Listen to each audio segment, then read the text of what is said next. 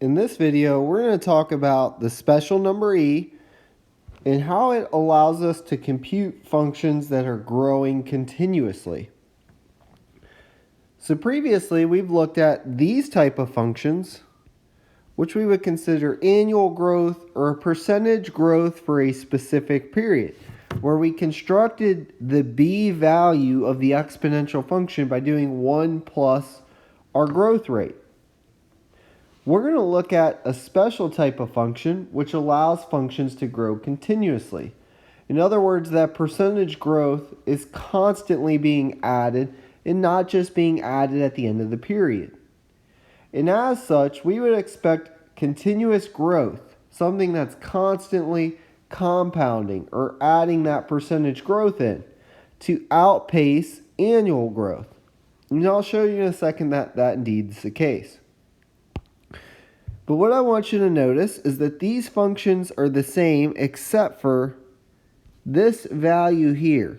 1 plus r is how we model annual growth, whereas we're going to use this special number e to a power of k to do continuous growth. We add in r for annual growth to this function, so we do 1 plus r, where r is written as a decimal. Here, the continuous growth, k, we put in exactly. You don't have to do that 1 plus thing. The e is actually doing that. So let's look at two different functions. Let's assume this is a bank account.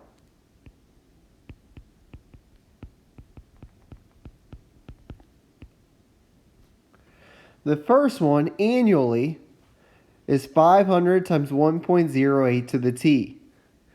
This would be an initial amount of $500 growing at 8% annually.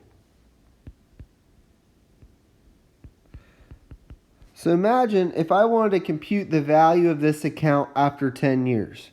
We'd plug in 10 for t, so a of 10 equals 500 times 1.08 to the 10th power. And if you compute that out, you'll get $1,079.46. So in 10 years, your $500 would grow to $1,079.46. Let's assume we have an account then that has this type of formula. A equals 500e raised to the 0.08t. This account would still have an initial deposit of $500. The difference is the growth.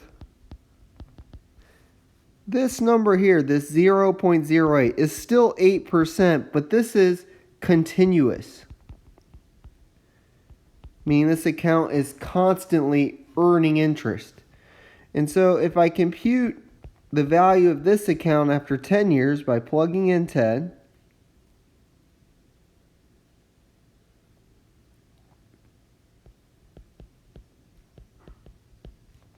if I plug in 10, I'll actually get that this account is $1,112.77.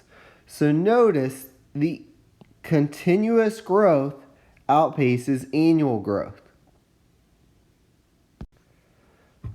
So oftentimes what we want to do is convert between the two forms so that we can consider what the continuous growth rate is and what the annual growth rate is. So here we're given a continuous function, p equals 315 e to the 0.25 t. We want to turn this into p equals a times b to the t.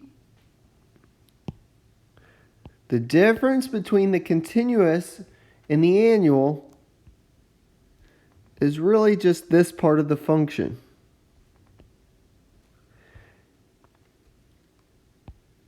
the initial value a will not change. So far p equals this function here, 315 e to the 0.25t.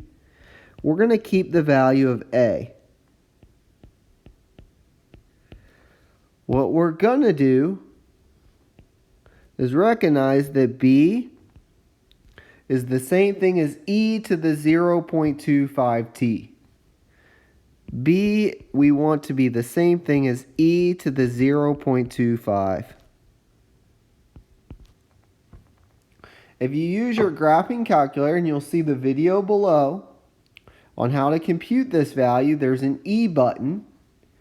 This will come out to 1.284. That's our value of b. So we have p equals the same initial amount, 315, but to get an equivalent function, we're going to use 1.284 to the t. That number is the same thing as e to the 0.25. So what is a, and what does this tell you about the initial population? A is still the same thing. It's still this value here, this 315. So it's 315. And this is just the population when the initial observation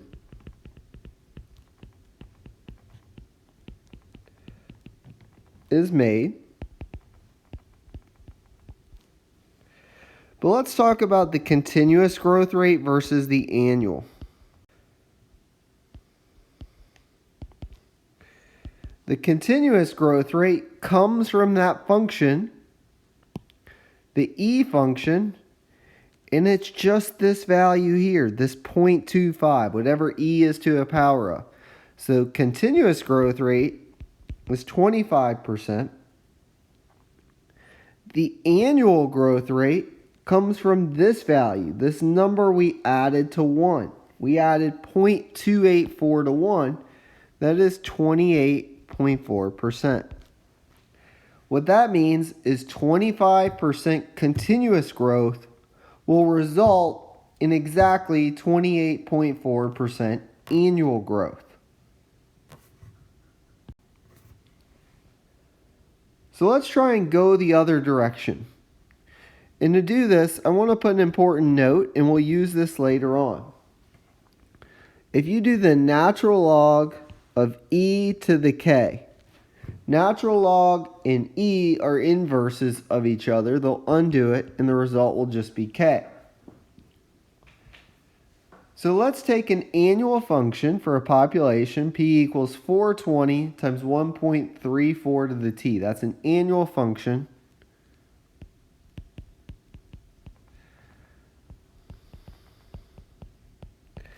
And we're going to write it as a continuous function. Remember, the a value, the initial value, is not going to change. What we really need to find is the value of k to plug into this function. Much like the last example, notice here, 1.34. We want e to the k to be the same thing as 1.34. So 1.34 equals e to the k. To solve for k, we're going to use that note above. And what we're going to do is compute the natural log of each side. Natural log of e are inverses. So this just results in k. So k equals natural log of 1.34. You'll see in the calculator video below how to compute this. You just type in natural log of 1.34. And what you'll get is that k equals 0.293, rounding to 3 decimal places. So that is our value of k that we're going to fill in. P equals 420 e to the 0.293 t. So what this shows is that our continuous growth rate, remember that's this number here, 0.293, is 29.3%. While our annual growth rate, which is this value, this 0.34 that we added to 1, the annual growth rate is 34%. So continuous growth of 29.3% is equivalent to annual growth of 34%.